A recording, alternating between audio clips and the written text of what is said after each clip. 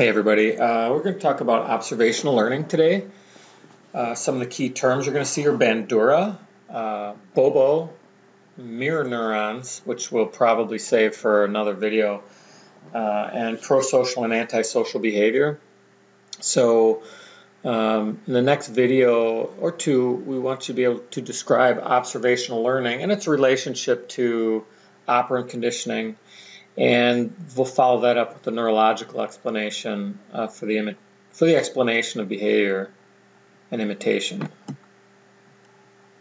So Bandura claims that we can learn operantly without direct experience, that we don't have to experience the outcome ourselves, whether that's pleasant or unpleasant, that we can observe others that we call models, and those models their behavior they exhibit is called modeling, and we can experience vicarious reinforcement or punishment, which means we can watch other people exhibit a behavior and see that behavior lead to a pleasant outcome, and that can affect the likelihood of whether we will exhibit that behavior in the future, or we can watch others experience an unpleasant outcome and we're less likely to do that as well. For example, if we watch our older siblings argue with parents and then get grounded, we might be less likely to exhibit that behavior as well.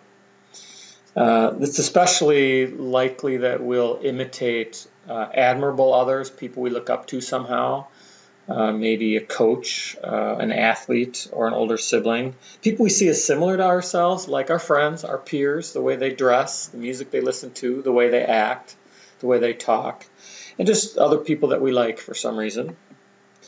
And we're going to look at the very famous Bobo doll experiment. This was Albert Bandura's experiment, and it led him to develop his observational learning theory and imitation theory. So observational learning. Basically, Bandura had preschool kids playing with toys in a room, and then the other side of that room was an adult playing.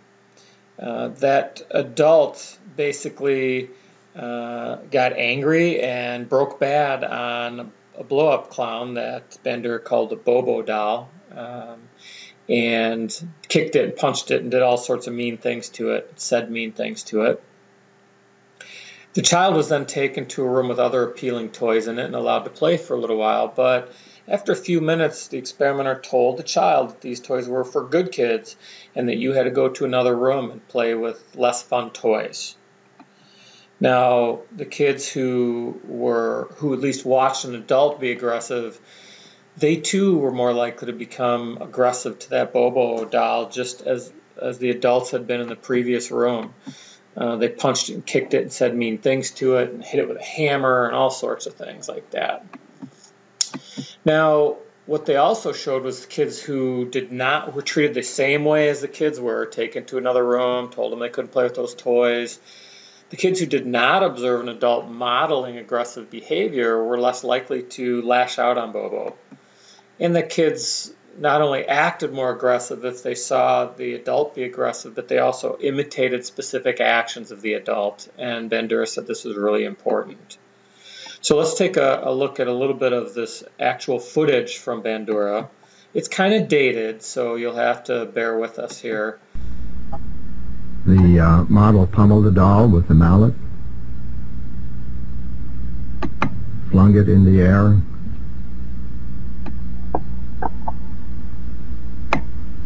kicked it repeatedly,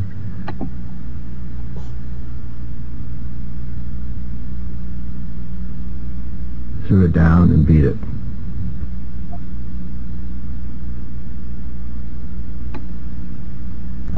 It was once widely believed that seeing others vent aggression would drain the viewer's aggressive drive.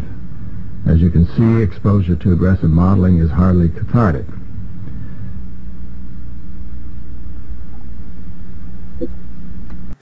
So you can see some evidence, at least, that the kids who watched the aggressive adults were also acting aggressively towards the Bobo doll. Now, what does this mean? Well, Bandura said that on the bright side, we can also, because he got a lot of criticism for this, but he also said, listen, this would suggest that if we if we see pro-social behavior modeled, helping behavior, that kids and others are more likely to act in a similar fashion. So when we see other people helping, we are more likely to be helpful, at least in the short run.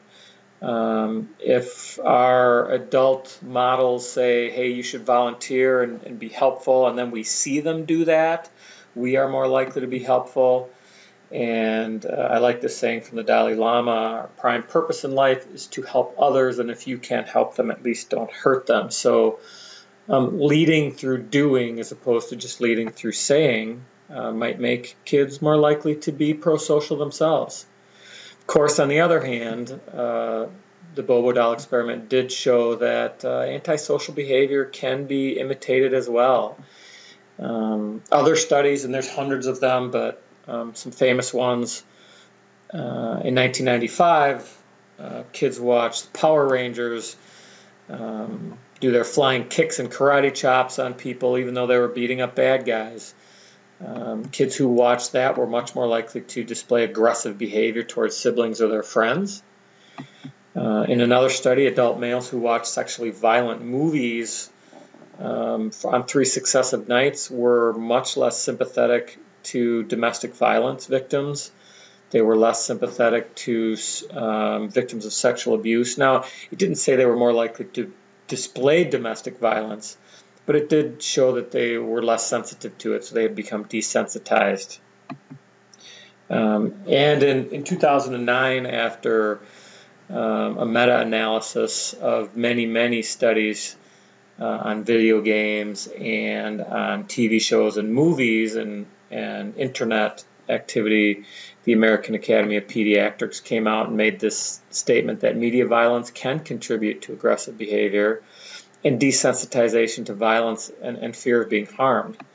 So I do want to end with a video clip for you to kind of get the idea of what the American Academy of Pediatrics is saying. Watch the kids' behavior following the adults' behavior.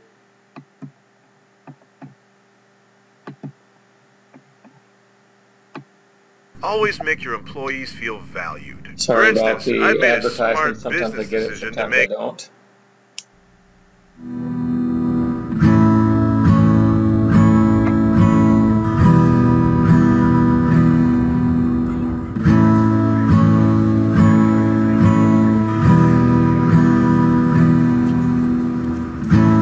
Looks like rain again today. Dark clouds gather and fill the sky. Don't know how to talk to you, just know how to say goodbye.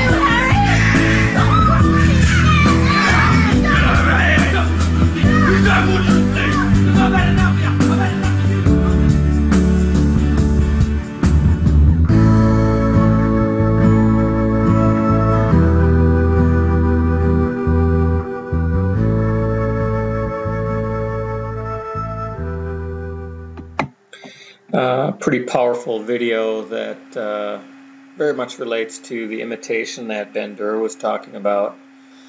So at least the American Academy of Pediatrics is probably worried about all the exposure to shows like Jersey Shore and the antics of the people on that show, and that unfortunately that may have a bigger impact on us than people who do volunteer for worthy causes and pro-social causes like Special Olympics and being helpful to others in their lives. So that's it for observational learning. Thanks for watching, and don't forget to rewind and check out your notes, and we'll talk in class. See you soon.